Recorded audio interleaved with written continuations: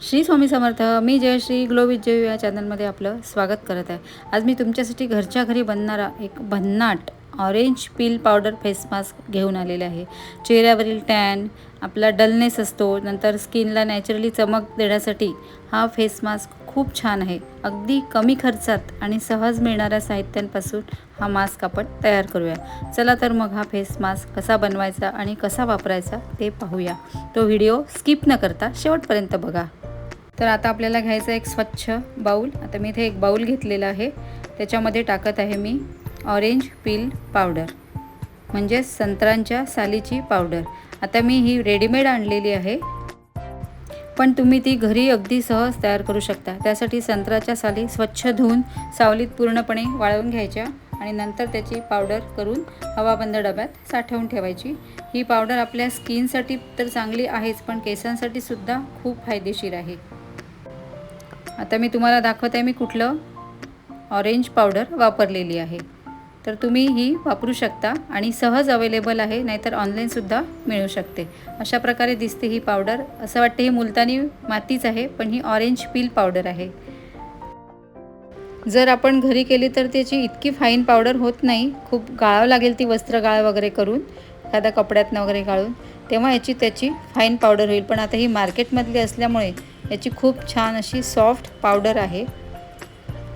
तर आता मी 1 ते 1.5 चमचा ती पावडर घेतलेली आहे आणि याच्यामध्ये टाकायचं आहे आपल्याला आंबे हळद.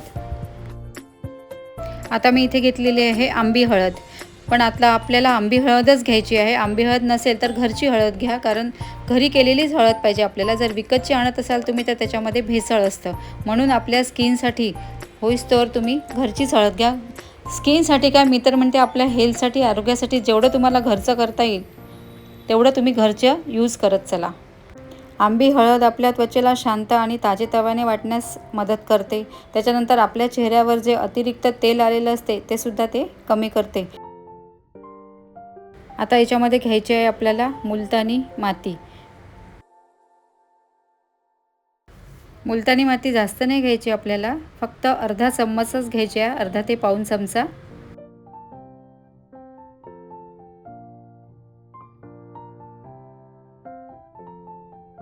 छानपैकी व्यवस्थित ते मिक्स करून घ्यायचं.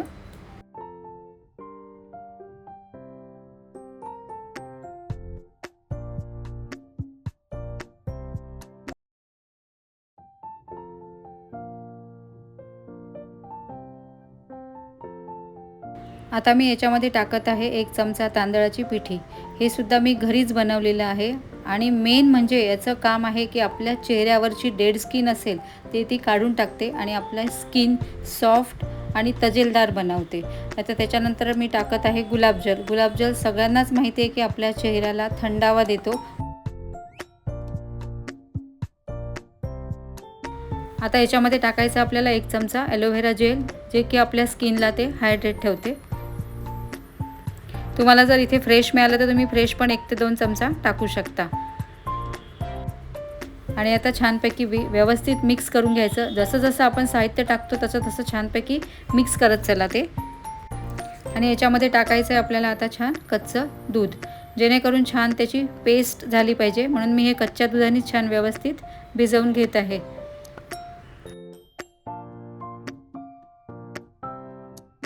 याच्यासाठी आपल्याला दूध जरा जास्त पाहिजे, कारण याच्यामध्ये आपण टाकलेली आहे मुलतानी माती, तांदूळाची पिठी आणि ऑरेंज पील पावडर. हे सगळं ॲब्झॉर्ब करते. त्याच्यामुळे दूध जास्त प्रमाणात टाका तुम्ही, की जेणेकरून त्याचा फेस मास्क किंवा पेस्ट बरोबर तयार झाली पाहिजे.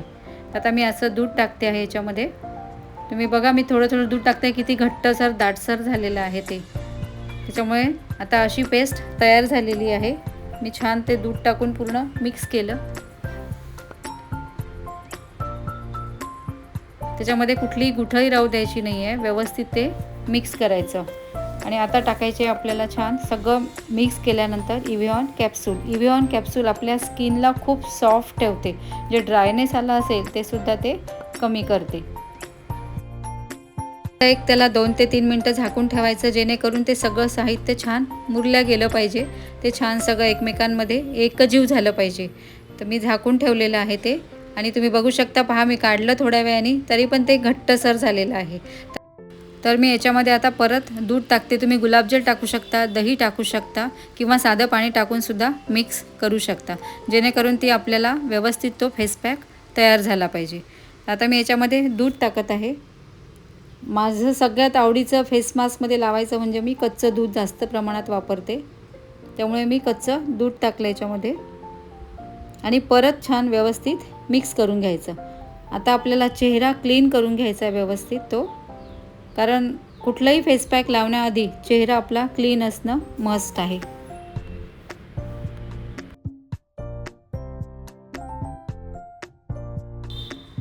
चेहऱ्याला हळूहळू मसाज करून घ्यायची, कारण आपण हा जो फेस मास्क आहे तो चेहऱ्याला तसंच हाताला सुद्धा लावून घ्यायचा आहे. त्याच्यामुळेच मी तो जास्त प्रमाणात बनवलेला आहे. तुम्ही चेहऱ्याला, हाताला, पायाला, सगळ्या बॉडीला लावू शकता.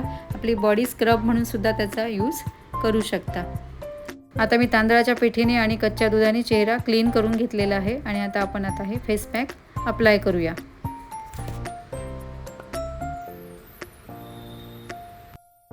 फेस पॅक कधीही वरच्या डायरेक्शनने लावायचा, म्हणजेच अप्पर डायरेक्शनने लावायचा.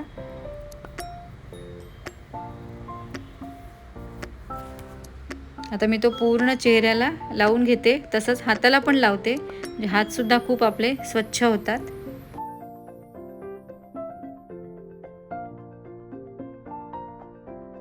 आणि फेस मास्क लावल्यानंतर हळूहळू हाताची किंवा चेहऱ्याची थोडी मसाज करायची आणि मग नंतर 5 ते 10 मिनटं त्याला सुकू द्यायचं.